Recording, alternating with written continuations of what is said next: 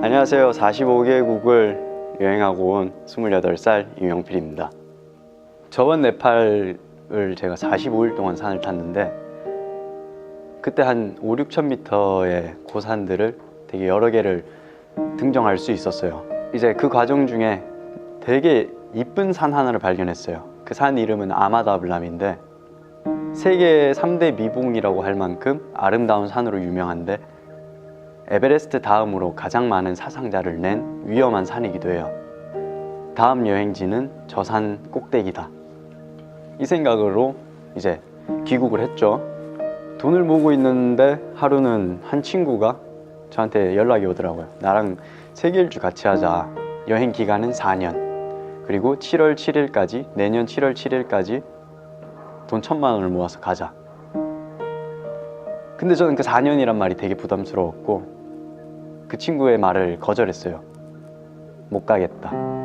못 가겠다고 말은 했지만 그 말이 계속 맴돌더라고요, 머릿속에. 그래서 내가 못 가더라도 그 날이 됐을 때 같이 떠날 수 있게 돈은 모아놔야겠다. 그 친구들이 7월 7일까지 1,000만 원을 모으자 했는데 4월 달이 된 순간 못 가게 됐다. 저는 혼자서 생각했죠. 나 5월 달이면 1,000만 원 다 모일 것 같은데 이 돈으로 그냥 내가 가면, 나 혼자라도 가면 되겠다. 이러면서 떠났던 게 세계 여행입니다. 경비는 조선소에서 용접을 했습니다. 용접. 시작은 베트남을 시작으로 아시아를 여행하고 중동을 여행하고 유럽을 여행하고 아프리카, 남아메리카, 그 다음에 귀국을 했습니다. 이거는 제 철칙 아니면 여행을 맛있게 하는 법칙 중 하나인데 최저가인 숙소를 가라. 최저가인 곳을 찾아보면 한 2-3천 원이면 되니까. 그리고 밥값도 싼 거는 500원에서부터 뭐 1,000원, 2,000원 이런 것도 많으니까 현지인들이 가는 식당을 가면은 그런 값에 먹을 수 있으니까. 솔직히 길바닥에서 잔 적도 많아요. 산에다가 텐트 치고 잔 적도 있고 버스 정류장에서 침낭 덮고 잔 적도 있고. 그리고 살면서 내가 자보지 못할 엄청 호화로운 집에 초대받아서 자본 적도 있고. 히말라야에서는 기본적인 욕구를 충족하지 못하는 게 많았어요. 가장 기본적으로 산소가 없다는 거. 그러면 나는 산소가 있으면 어디서든 잘 수 있다. 그리고 23일 동안 못 씻은 적도 있는데 뭐 찬물에 씻을 수 있는 것도 감사했고, 그때의 그 열악한 환경들이 그 후에는 조금이라도 그것보다 좋았다면 더 감사하게 느껴질 수 있고 누리는 게 돼버리니까 그 경험들이 나를 더 편안하게 여행할 수 있게 만들지 않았나 생각해 봅니다. 하루는 양치를 하기 위해서 별을 딱 보는데 별이 너무 많은데 저는 그 별을 볼 때마다 엄마가 떠오르는 거예요. 근데 어머니가 했던 말이 있어요. 나는 죽기 전에 술래길 한번 가봤으면 좋겠다. 그리고 며칠 뒤에 메시지를 보냈죠. 엄마, 나랑 같이 술래길 걸을래? 그러니까 어머니가 흔쾌히 승낙을 했고 비행기표를 보내버렸습니다. 어머니가 협심증을 갖고 계세요. 그리고 제가 24살이었던 2014년 그때 폐암 판정을 받은 적도 있고 배낭에 거의 1kg에 가까운 약봉지가 들어있었거든요.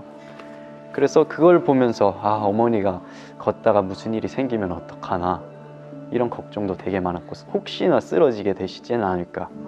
내가 간 길을 어머니가 걷게 되고 어머니가 걸은 길을 내가 걷게 되는 그 길이 참 좋았습니다. 제가 먼저 앞에서 가는 경우는 잘 없었어요. 왜냐하면 내가 먼저 가버리면 엄마가 언제 따라올지 모르니까. 그래서 저는 늘 같이 가거나 어머니의 뒤에서 이렇게 걷는 편이었는데 그 길을 걷는 어머니의 뒷모습이 가장 기억에 많이 남아요.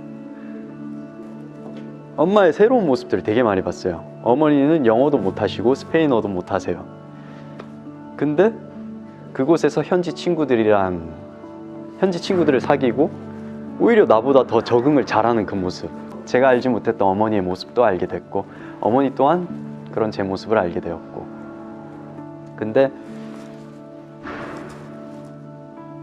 우리 각자 서로를 배려하다 보니까 힘든 점도 많았어요. 왜냐하면 어머니는 아들에게 짐이 되진 않을까 하는 그런 염려된 마음에 발에 물집이 잡혔음에도 그냥 발이 아프다 정도만 말하셨던, 아프면 아프다고 힘들면 힘들다고 말하면 되는데, 그러면 내가 거기에 맞는 상황에 적절한 상황 대처를 해줬을 텐데, 그걸 하지 않아서 그게 더 악화되는 그런 과정들에서 서로 힘들었죠. 근데 나중에는 대화를 통해서 좋은 결과에 이르렀고, 어머니가 결국에 800km의 여정을 마쳤을 때 막 성공했다, 드디어 끝났다, 이런 성취감보다는 아, 우리 어머니 해내셨다, 그게 참 감사했어요. 그게 저한테는 가장 기억에 남는 감정이었어요. 제가 여행을 떠난다 했을 때 어머니 아버지는 반대를 했거든요. 용접하는 그 5개월의 기간 동안 저는 집에 들어가지 않았어요.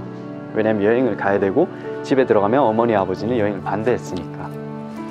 근데 어머니가 이제 순례길에 와서 저와 함께 걸으면서 알게 된 거죠. 길 위에서 세상을 배우고 있다, 이거를 어머니가 더 크게 보신 거예요. 순례길 막바지가 돼갈수록 어머니가 오히려 제 여행을 응원하는, 아버지의 한국으로 돌아와라는 그 문자를 받을 때마다 아버지에게 답장해야지 이렇게 말씀하시는 어머니의 목소리 뒤에는 너의 여정을 응원한다 하는 그런 느낌을 제가 받았어요. 그래서 휴학을 하고 아버지한테 통보하듯이 말했죠. 1년 있다 돌아가겠습니다.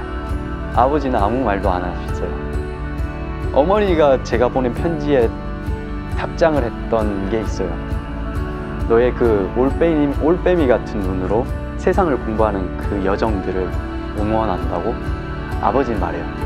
아들아, 불강불급이다, 그 여행으로 승부 봐라, 이렇게 말씀하시면서 두 분 다 저를 응원해주고 있습니다.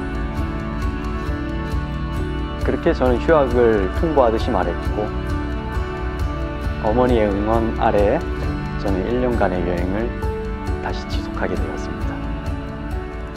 한국에 도착한 날에 저는 곧장 포장마차에 가서 삼겹살을 소주를 먹었어요. 그게 그렇게 맛있을 수가 없더라고요. 한국인은 한국 음식을 먹어야 된다고, 그리고 세상에서 잤던 그 어떤 낭만적인 곳보다 나의 집만큼 따뜻한 곳은 없다, 이런 것도 느꼈고, 내 주변에 있던 자연들을 놓치고 살진 않았나 하는 그런 시야도 갖게 됐습니다. 여행을 오래 했다고 이게 밥을 먹여주지 않는다, 이거는 현실이거든요. 어떻게 보면은 그 경험이 저에게는 되게 소중하고 중요한 건데, 한국 사회에서 바라는 그런 자본적인 거는 아니었으니까, 물질적인 거는 아니었으니까, 경험에 불과했으니까. 그래서 혼자 생각해 봤어요. 내가 잘하는 건 뭐고, 내가 좋아하는 건 뭔가, 내가 할 수 있는 건 뭔가. 내가 잘하는 게 여행이다, 내가 좋아하는 것도 여행이다.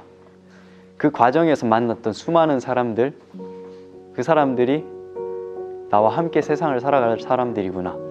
그 사람들이 있으면은 여기서도 살 수 있겠다, 나만의 방식으로. 지금 책을 준비하고 있어요. 여행 작가라기보다는 그냥 작가. 내가 한국에 살면서 힘들어 죽겠다 했던 힘듦의 고통의 수치, 이거 너무 행복하다 했던 행복의 수치가 이거였는데, 여행을 하면서 이게 확장되는 걸 느꼈어요. 그걸 저는 관점의 확장이라고 부르는데, 그 관점의 확장을 사람들에게 보여주었으면 좋겠다. 그때 내가 느꼈던 감정들을 보다 더 가깝게 사람들이 느낄 수 있게 하는 컨텐츠를 만들어내는 것, 혹은 사람들이랑 함께 여행을 하면서 그때의 감정들을 직접 몸으로 느낄 수 있게 하는 그런 프로그램. 그래서 창업을 준비하고 있습니다.